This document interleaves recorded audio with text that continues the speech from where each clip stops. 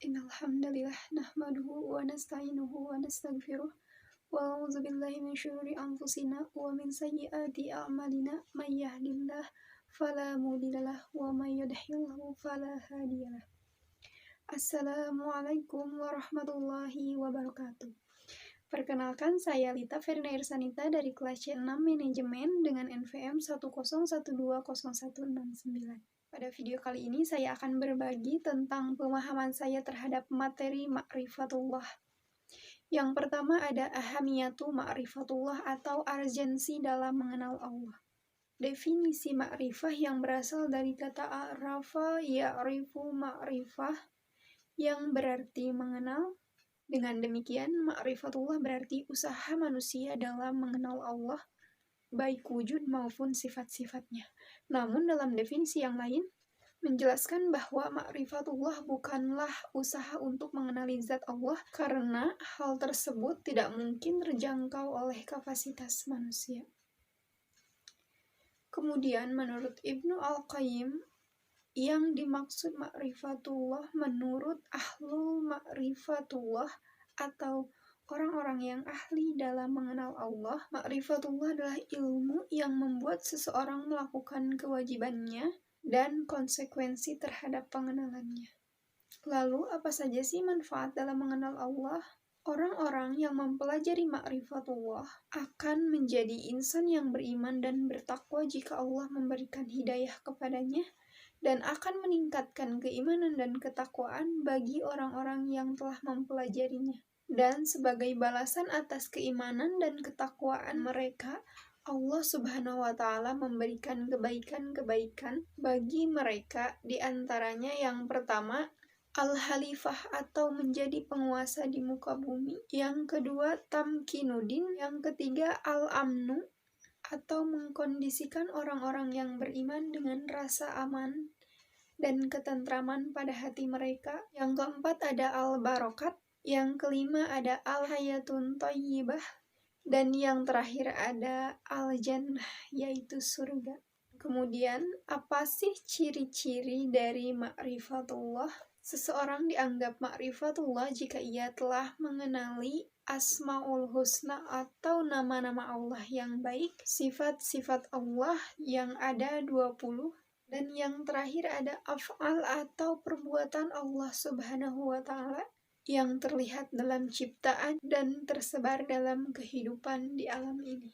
Terdapat pula dukungan dalil yang kuat dalam ma'rifatullah. Yang pertama dalil naqli, yang kedua ada dalil akli, dan yang ketiga ada dalil fitrah. Sarana-sarana yang mengantarkan kita kepada ma'rifatullah, yang pertama akal sehat, yang kedua para rasul, dan yang ketiga ada asma dan sifat-sifat Allah Subhanahu wa Ta'ala. Kemudian terdapat cara untuk mengenal Allah Subhanahu wa Ta'ala. Yang pertama, jalan yang dilalui bukan atas dasar petunjuk Islam, dan yang kedua adalah jalan yang dilalui berdasarkan petunjuk Islam.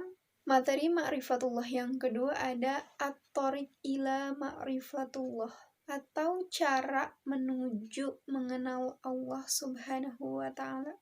Jalan menuju pengenalan terhadap Allah Subhanahu wa Ta'ala pertama melalui ayat-ayat Allah Subhanahu wa Ta'ala. Yang pertama ada ayat qauliyah seperti tertera dalam surat At-Tin ayat 1-5.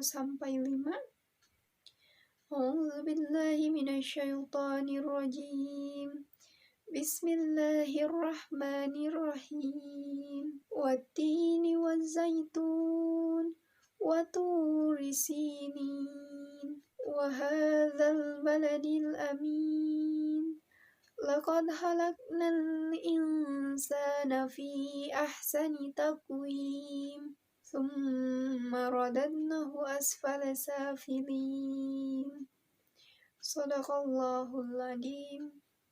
Dan yang kedua ada ayat kauniyah seperti yang disebutkan dalam Al-Quran surat Ali Imran ayat 190. Inna fi khalqis samawati wal ardi wa ihtilafil laili wan nahari la ayatil ulil albab. Shadaqallahul adzim. Dan yang kedua melalui metode Islam, yaitu dengan nakli dan akal. Dan yang kedua ada membenarkan. Dan juga ada metode-metode selain Islam. Yang pertama dari dugaan dan hawa nafsu. Yang kedua ragu-ragu. Dan yang ketiga berakibat kufur. Materi selanjutnya ada al-manawi min ma'rifatullah, atau penghalang-penghalang dalam mengenal Allah Subhanahu wa Ta'ala.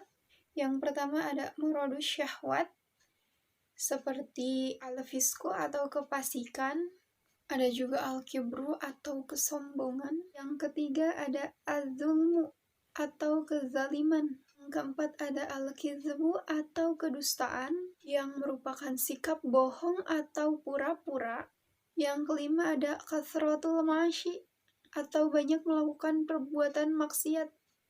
Terdapat pula maradu asyubhah. Yang pertama ada al-jahlu atau kejahilan, yakni tidak mau memikirkan ayat-ayat Allah. Yang kedua ada al-irtiyab atau keraguan-raguan.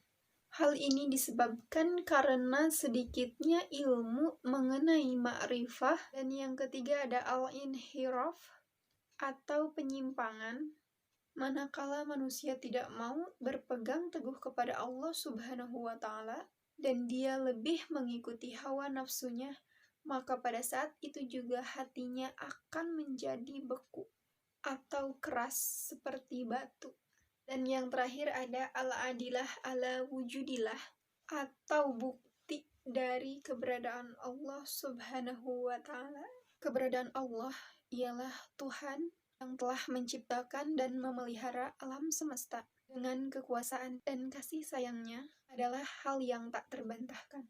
Eksistensi Allah yang pertama ada az-zalil fitri atau dalil fitrah. Fitrah yaitu keadaan asal ketika seorang manusia diciptakan oleh Allah Subhanahu wa Ta'ala. Yang kedua ada az-zalil hish atau dalil yang dapat diindra, seperti terselamatkannya Nabi Ibrahim dari api yang panas dalam Al-Quran surat Al-Anbiya ayat 69, dan juga seperti terbelahnya lautan pada zaman Nabi Musa alaihissalam dalam Al-Quran surat Asyura ayat 63.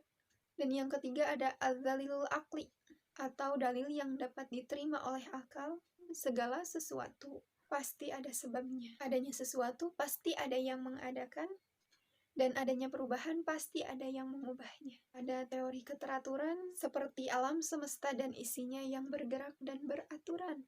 Firman Allah dalam Al-Quran surat As-Saffat ayat 6. Yang kelima ada az-zalilul naqli atau nas, atau adanya dalil pembuktian akan keberadaan Allah dan merujuk kepada kitab suci Al-Quran. Ada az-zalilul tarikh atau dalil sejarah yang terdapat dalam Al-Quran surat Al-Anbiya ayat 92. Sekian resum pemahaman ma'rifatullah yang telah saya sampaikan. Semoga bermanfaat bagi saya khususnya dan umumnya untuk semua yang menonton video ini. Terima kasih karena telah menonton. Wabillahi taufiq wal hidayah. Wassalamualaikum warahmatullahi wabarakatuh.